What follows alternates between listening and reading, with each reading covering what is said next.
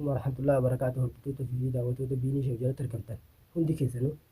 سلامتتي قلنا راقاتي اللي سرع سنهارا قبل جتشا رمضان قريب بقى ولمانو اتنو جاي خبره هدو خبره جرين وحاتو ربي برانو عليه سو ولمانو أمتك يا الحمد لله اسمي جتشا قال خوي لابسخ يا قالتا قالفتو في ابراهيم اللي وياجر الحمد لله من ابراهيم جرا براندين هاغن نفيو براديمو ناتي تولو دي إسا برا جرا كا والله أما نويا جرا برا جرا أكاد إنجتا في خليتي تي نويا خلافو قا متوتخ يدوان تسنو كبلم تجت الحمد لله رمضان ربي تت إرن نوسين خلافو قا نفانا ترتني أما اللي نفانا ترى على دوان تسنو كبلم تجت بربادتي تناغا تنافو سلافو واني تاني جرتو تاتوس ربين قا ركوبا بوسي دوا جلا بوسي جت جين تيرو خلافو دوان شيخا اتنو تيجرا نو ويا فيا جرا الحمد لله خلافو ورتو تخينيغا بلو في bahar gaamiyyoo qabeegga baloo wajji mana isaa geessanii akkasitti gaa waan isaa irra jiranis kanaafu bahar miyyoo bal'oodhanis furmaata akka itti akkaataa godhan gaa miyyoo ajjeesuu takka hidhuu anama bal'oo dawwalee bal'oodhan dhaqi bahar kun irra bahar ifa fuudhee mana geesse waa inni irra jiru waa takka hin dhageenye gaafadhu jee itti erge jechuu har'a kanaafuu irraa fuudhee mana hidhaa galchuu takka ajjeesudha wama lamaarra jeetii ajjeesu garuu namatti fakkaatu ramadaana soomana rabbiiti yaa obboleeyyan kiyyaa hojjettoota keenya ramadaana kana keessa nama ajjeesudhaaf akka misira namatti tolama hin tolu nama ajjeesu ramadaana keessa diliidha kanaafuu hordoftoota kiyya waan isin jettan ni goonas hin dhiifne nima goona garuu ramadaana kanaan nu qabe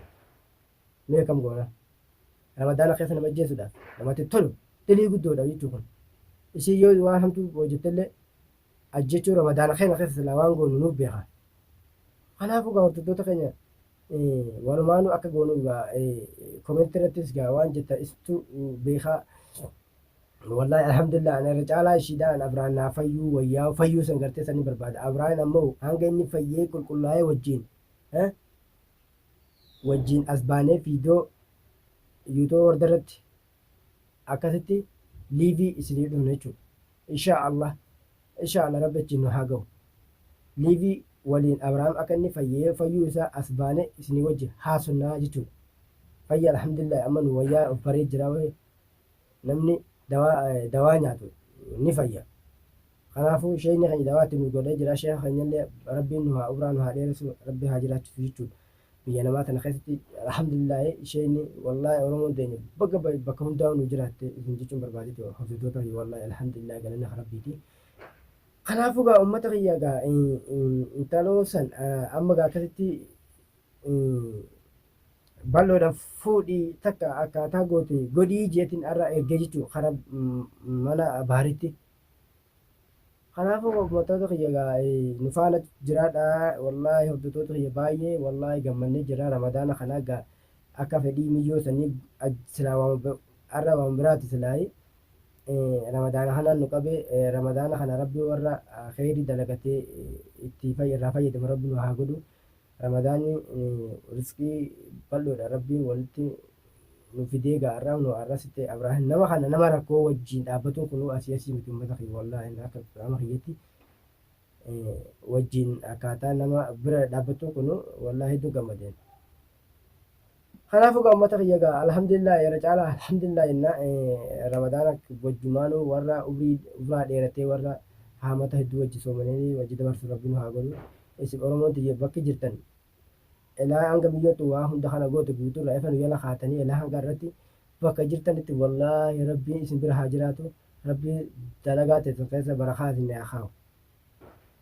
waan biraa isin hin jiru rabbiin isin bira haa dhaabbatu waan isin dalagattan rabbiin dachaa isin haa deebisu wallaahi miiliyoona meeqa rabbi isin haa deebisu jechuudha kanaafuu gaa wallaahi hedduu du'aayin teessan du'aayin nuu qeebalantee jirti haala nuu qeebalante taate jirti nu fayyee jira abraan alhamdulillah har'ana boru nu fayyee insha allah kanaaf hordoftoota kiyya namni yeroo waan takka itti ka'ee waan takka waan takka godhuu ka'e daruurii itti waan san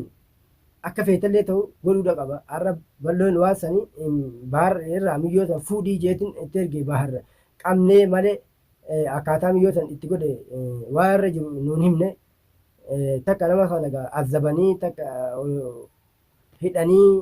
cafaqu takka ajjeesu lama namni kanatti nama waa godhe takka ta'anii bira taa'u qabnee maal faayidaa qabare.